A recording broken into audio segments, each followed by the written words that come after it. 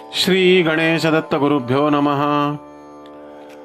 चिन्मयं व्याप्तिं यत्सर्वं त्रैलोक्यं सच्चराचरं तत्पदं दर्शितं येन तस्मै श्री गुरुवे नमः। परमपूज्य सद्गुरू श्री रामकृष्ण क्षीरसागर स्वामींना वंदन करून संघटित सत्संग मंडळांच्या या गुरुकार्यातील मोहिमेमधल्या 1313व्या भागाचं मी पठण करीत आहे। आज कार्तिक कृष्ण द्वितीया, बुधवार दिनांक 29 नोव्हेंबर 2023। उपदेशामृत संग्रह भाग 4 या ग्रंथातील परमपूज्य सद्गुरू श्री रामकृष्ण क्षीरसागर स्वामी यांच्या अमृतवाणीतील अमृत कणांचे पठण सुरू आहे।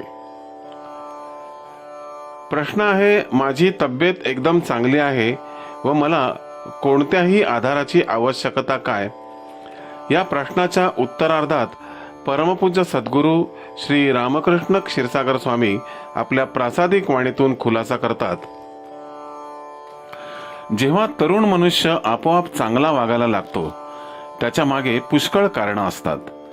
तरुण वयातच धर्माविषयी आवड निर्माण होणारे फार थोडे असतात। ज्यांचे हृदय कमकुवत आहे ते आपोआप धर्म व परमार्थाकडे वळतात। काही लोक रात्री झोपेतून ओरडून उठतात कारण त्यांना कोणती तरी भीती सतावित असते व त्याचे चित्र त्याने स्वप्नात पाहिलेले असते। एक बाई दर्शनाला आली व तिने तक्रार केली की ती झोपते तेव्हा तिच्या पायाला कोणीतरी गुदगुल्या करते असा भास होतो। तेव्हा उठून पाहते तर कोणी नसते। तिची ही भीती लक्षात घेऊन मी तिला रोज रामरक्षेचा पाठ करायला सांगितले, तेव्हा हे प्रकरण मिटले। आता तिला निवांत झोप येते।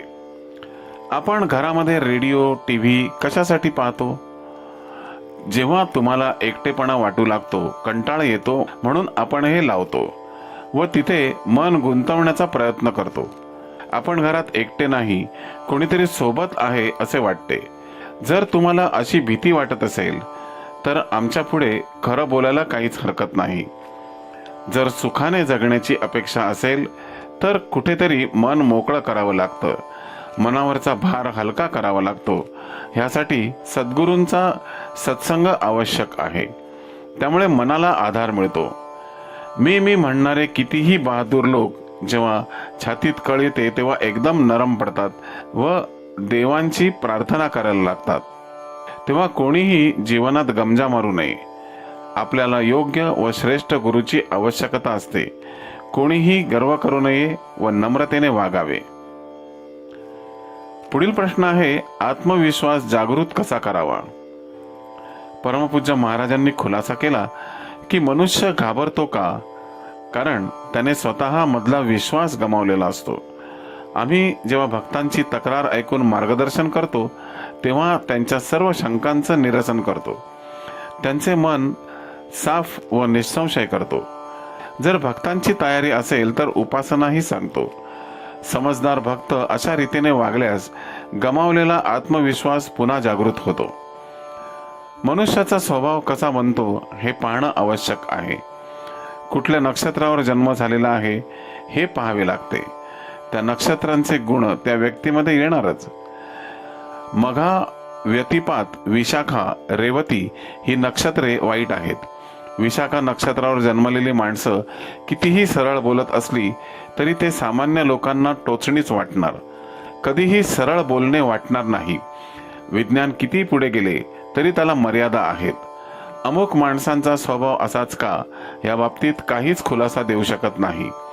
ते ह्या बाबतीत अधिक संशोधन करू शकत नाहीत। मनुष्य 2 पायांवर कितपत आधार घेणार? शरीर थकते, हातपाय थकतात, मन थकते। तसे म्हटले तर मनुष्य फार दुर्बल आहे। जीवनात सत्पुरुषांचा आधार घेणं महत्वाचं आहे। नाशिकचे तुम्हाला एक उदाहरण देतो। एक जण नाशिकला क्रियाकर्म करण्यासाठी अस्थिघट घेऊन आदल्या दिवशी जाऊन मुक्कामासाठी एका हॉटेलमध्ये गेला। त्यावेळेला आपला एक भक्तही तिथे उपस्थित होता। त्याने या व्यक्तीच्या मागे एक काळी अदृश्य सावली आकृती जाताना पाहिली। नंतर पुढच्या भेटीत त्याने विचारले की काय आहे हे?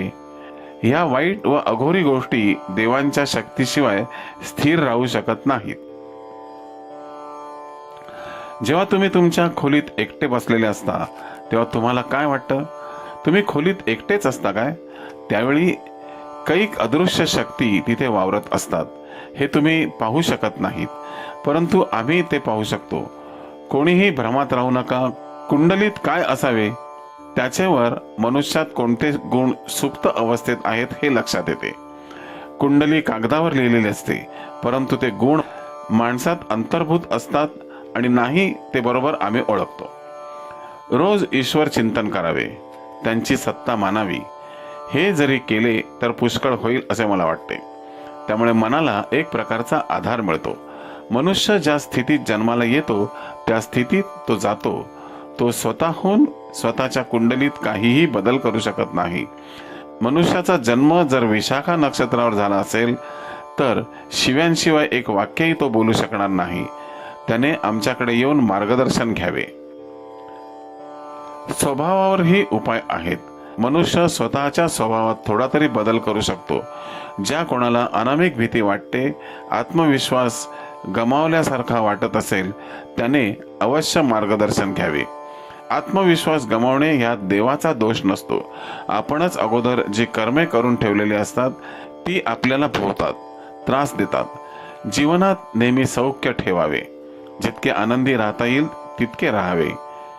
आम्ही जे मार्गदर्शन करतो व उपासना सांगतो त्यावर पूर्ण विश्वास ठेवून आचरण ठेवावे.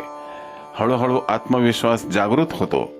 तुम्ही स्वतः जे कर्म करता त्याबद्दल तुम्हाला स्वतःलाच आपुलकी वाटते व त्यावर विश्वास बसू लागतो. अशा रीतीने हळूहळू तुमची प्रगती होत जाते.